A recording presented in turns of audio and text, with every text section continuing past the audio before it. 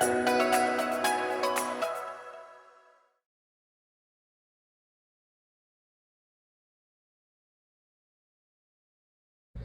everybody, we're going to do a quick tutorial on how to create and name a cut path on whether it's a sticker or a box or whatever it is that you're creating, but how to create and name a cut path for image print to use with the Canon Cut and Contour solution.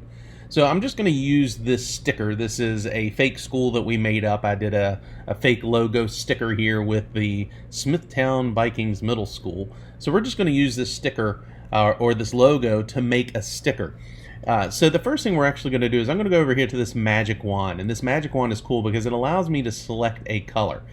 This really works well because I've got a solid white background, and that's kind of what I want to eliminate. I want to cut around the contour of this. So I'm going to grab that magic wand and I'm going to select or click on that white. Now you'll notice there's white on the inside here. I want to get rid of that too, so I'm going to hold down Shift and click again and one more time. Now I've got that done. What I need to do is I actually want to select the inverse, the reverse of what you see here.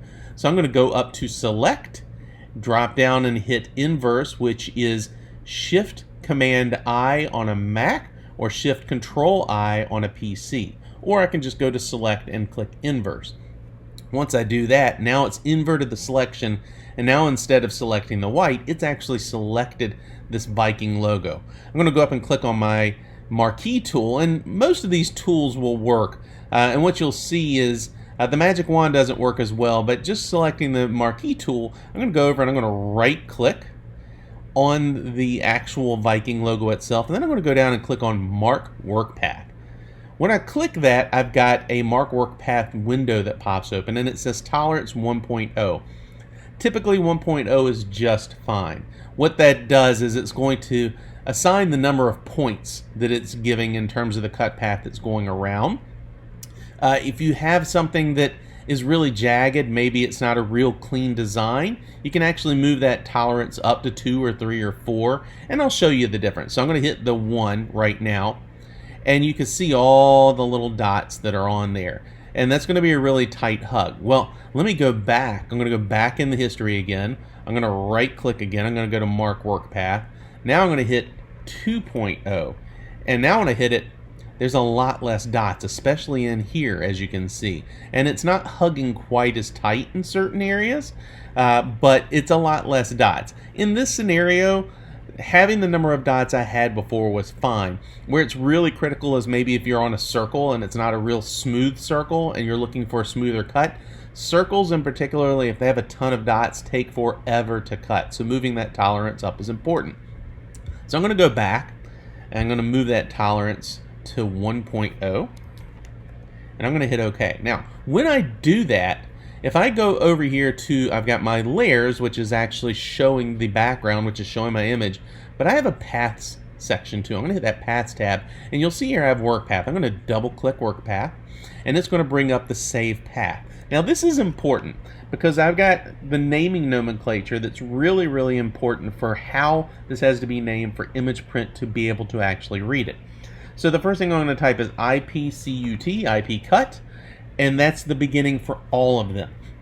What's next is kind of the key in terms of deciding whether you're doing a through cut, meaning you're cutting all the way through material, or if you're doing a kiss cut.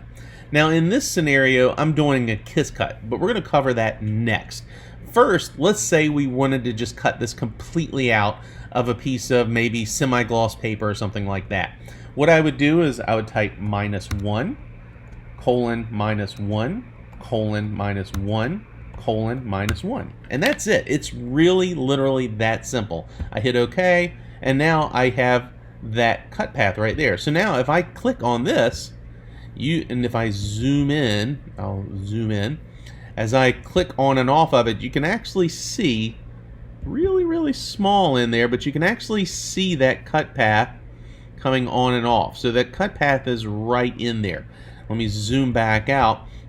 So that's how I add a cut. Now, let's say I wanted to do separate cut paths. So I'm going to go back in history. And let's say I wanted to do one cut path around the outside here, and do a separate cut path here. Well, I could do that. I could actually go through the same process, go back in history and select just this and do an inverse like I had done before and do a cut for that one. Then I could separately go in and do a cut path for these if for some reason I wanted to cut those separately. And in that case, if I did that, I would end up with two cut paths. So I'm going to do that real quick. I'm going to go in. Right now I just have that exterior white select. I'm going to select inverse, and I'm going to make a work path.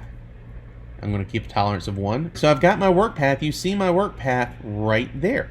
So I'm going to go through and I'm going to name it like I did before. IP cut -1, colon -1, colon -1, colon -1. Perfect. Now I need to create a work path for this area as well. So I'm going to go through, grab my magic wand. I'm going to click here. I'm going to hold down shift and click here. I don't need to do inverse because I'm just trying to cut this area out. So I've already selected the area I want to cut, so I can go through. I'm going to grab my Marquee Tool again. I'm going to right click in that area and I'm going to click make work path. I like my tolerance of 1.0 still. I'm going to hit that. Now you see I've got a second work path. So I'm going to name that one IP cut -2, colon -1, colon -1, colon -1. So as you see, pretty simple naming nomenclature. I've got the -2 and the -1. For each cut path that I do, I name it 1, 2, 3, 4, so on and so on. And that way I can actually have separate cut paths. So if you, for example, have a box or packaging and you need to cut the perimeter of the box with one cut path, and maybe you need to put slits for folding or some type of a fold or even a window that's in that as a second, you can do that. So you have the ability to name multiple work paths and have them cut separately. All right, so now I'm going to go back to the open. So I'm back at the very beginning. I'm going to do like I did before. I'm going to select here. I'm going to select this and this. I'm going to go up and I'm going to select inverse. So now I've got the Viking selected. I'm going to go to the Marquee Tool and I'm going to make work path. Again, I'm going to keep my tolerance of 1.0, but this time I want to do a kiss cut because I want to use a sticker material as a backing, but I want to cut through the sticker material and not the backing. That's a completely different name. So I'm going to double click work path. Again, I'm going to go IP cut. That stays the same. I'm going to go -1, colon 14. Now that's the important number. 14 is the number for the blade to go through the sticker material, but not the backing. So before, when I did the -1, -1, -1, -1, that -1 is basically telling the machine to default to the cutter setting. So whatever force I have set for the cutter is the force that it's going to use to cut all the way through. However, if I have a force, for example, of 22 or 24 or whatever, when I tell this 14 at this point, it's telling it don't use the force of the machine, use a force of 14 instead. So you may actually adjust that. You may say, you know what, for the specific material, 14 is probably a little harder or a little softer than I need, and you can use 12 or 16 or whatever you want. 14 in my experience has been pretty good. The next two numbers are 192 and 0. They're kind of irrelevant. They don't really matter to what we're doing here. Really, the most important numbers are the -1 and the 14 in this scenario. So we're good to go. I hit OK, and I'm set. I've got it saved with that name, or I've got that name there. So now all I have to do is I have to go up and I have to save this. Now this is another important factor. When I hit save, I go File, Save As. When I save this, I want to save this as a PSD. Now, when I save it as a Photoshop, you're going to say, well, Pete, there's no layers. It's basically just a JPEG. It's flat. True, it is just a flat file. However, if I save it as a PSD, it takes that JPEG flat file and makes sure that the work paths or the cut paths are associated with it and visible. Now, when ImagePrint sees that PSD, it knows to look for a cut path that's along with it. So when I hit save, I'm going to replace because I've already done this. I'm going to hit replace. When I hit save, now it has saved this Viking with a cut path on it, and it is ready to go. So now all I have to do is take that Viking file, drag it right into image print. So let's do that real quick. So now all I have to do is take this Viking sticker that we've made, it's already got the cut path in it, and just drag it right on over. And that cut path, as I zoom in here, you can see that cut path is already on. So I didn't have to go in and use the contouring.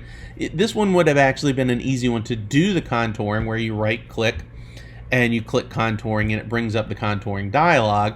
This one would have been an easy one because we're just eliminating the white, but now I've just basically created and associated a permanent cut path with it, and it's ready to go.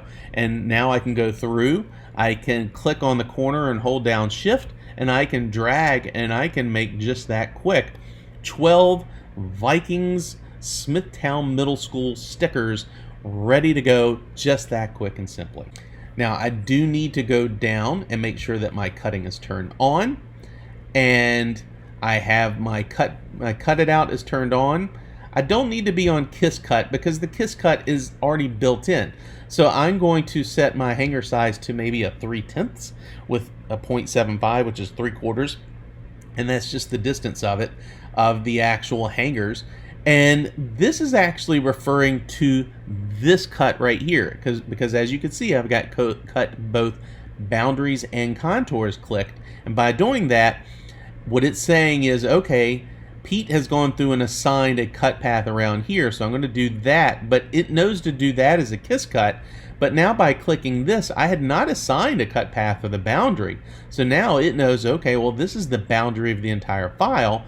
He needs to cut that using these settings. So the setting for the kiss cut is what I created in Photoshop. The setting for the actual cutting all the way through the boundary is right here. So it's that quick and easy. You're able to quickly assign and create your cut path. You're able to drag it in and automatically control everything. And now that this is saved, if you have to do this in the future over and over again, it's all there and you don't have to recreate the path. Hope you enjoyed it. Thanks a lot.